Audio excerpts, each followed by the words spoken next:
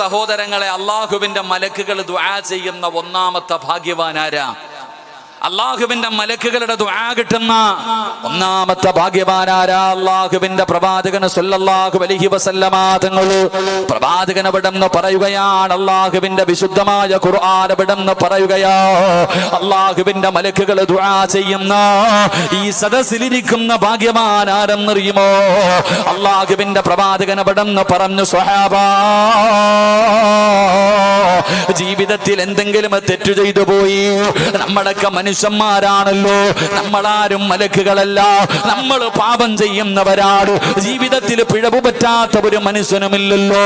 അല്ലാഹുവേ, ജീവിതത്തിലെ സാഹചര്യത്തിന്റെ സമ്മർദ്ദം കാരണം നമ്മൾ എന്തെങ്കിലും ഒരു തെറ്റ് ചെയ്തു പോയാൽ, ചെയ്തു പോയ തെറ്റ് പടച്ചവനോട് ഏറ്റുപറഞ്ഞു കഴിഞ്ഞാൽ, കള്ള് കുടിച്ചവരുണ്ടല്ലോ, വ്യഭിചരിച്ചവരുണ്ടല്ലോ, പലിശ തിന്നവരുണ്ടല്ലോ, നിസ്കരിക്കാത്തവരുണ്ടല്ലോ, അല്ലാഹുവിനെ മറന്നുകൊണ്ട് നടക്കുന്നവരുണ്ടല്ലോ, അഹങ്കാരത്തോടെ നടക്കുന്നവരുണ്ടല്ലോ.